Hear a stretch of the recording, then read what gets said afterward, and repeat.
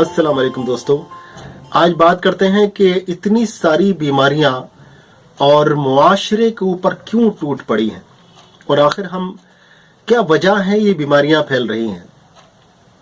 इतनी सारी बीमारियां हैं कि उनके नाम भी बहुत से लोग नहीं जानते, और अगर उन बीमारियों के नाम अगर गिनने लगे तो एक बहुत टाइम लग जाएगा उन बीमारियों के नाम ही लेने में। सिर्फ इतनी सारी वबाएं, इतनी सारी बीमारियां आखिर फैल क्यों रही हैं, आखिर इसकी वजह है क्या। इस चीज का अगर हम सही तरह से इसका ऑब्जर्वेशन करते हैं तो हमें एक चीज बिल्कुल क्लियर नजर आती है कि हमने अपनी जिंदगी को उसूलों से अलग कर दिया और बेउसूल जिंदगी को जीना हम अपना स्टैंडर्ड समझ रहे हैं। ये बड़ी अफसोस की बात है। देखिए, आयुर्वेद का भी एक नियम है, अगर मैं बताऊं आपको, आयुर्वेद भी इस चीज को कहता है कि जब इंसान प्रकृति से और विकृति की ओर चलता है, प्रकृति से विकृति की ओर चलता है, तब बीमारियां और वबाएं फैलती हैं। यानी कुदरत से कुदूरत की तरफ जब इंसान चलता है तब बीमारियां फैलती हैं, वबाएं फैलती हैं, मुसीबतें आती हैं। तो हमने कुदरत से कुदूरत की तरफ, गंदगी की तरफ रुख कर लिया है। आज हम जिस चीज को स्टैंडर्ड कहते हैं वो स्टैंडर्ड नहीं है, गंदगी है। वो कुदरत नहीं है, कुदूरत है।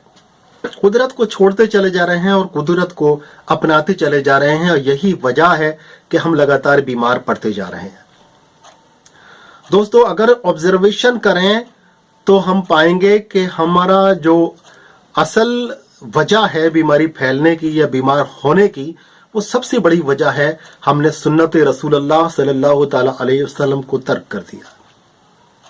भूल गए हैं हम सब।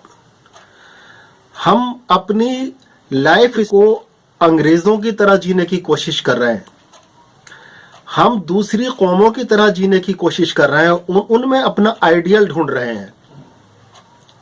आप रसूलुल्लाह सल्लल्लाहु ताला अलैहि वसल्लम की जिंदगी को अपना आइडियल बनाने के बजाय हम दूसरी कौमों को और दूसरे लोगों को अपना आइडियल बनाने की कोशिश कर रहे हैं। वहां हम बिगाड़ पैदा कर रहे हैं।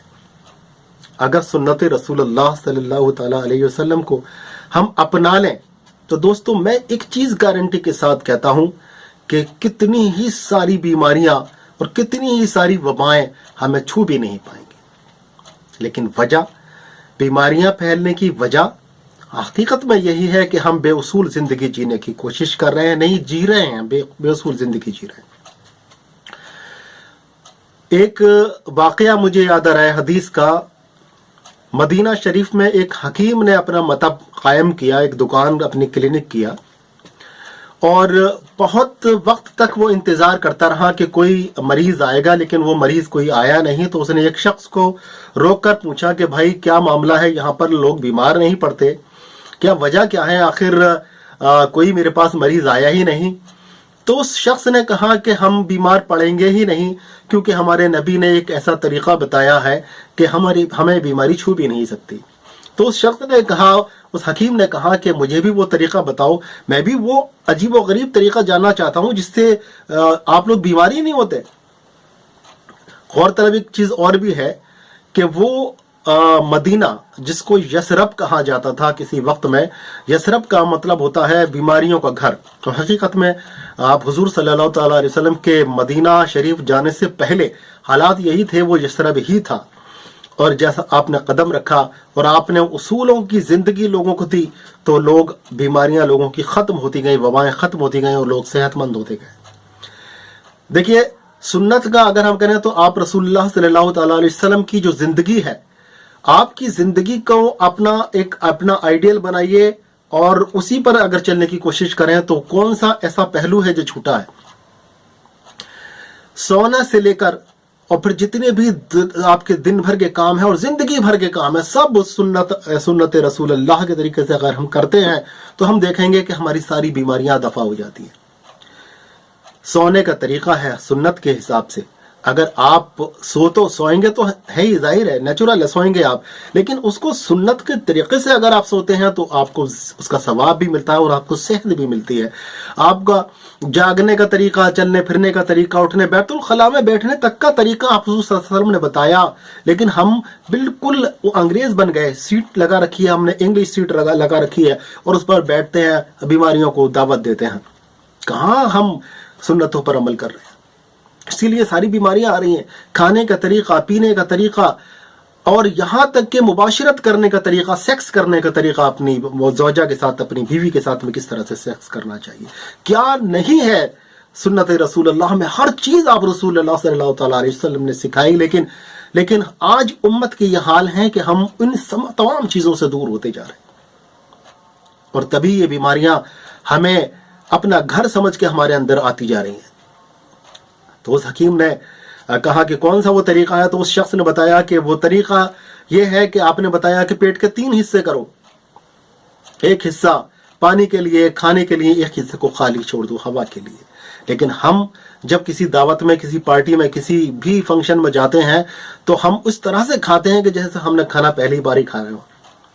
وہ ایک مثال ہے کہ مال غیر دل بے رحم.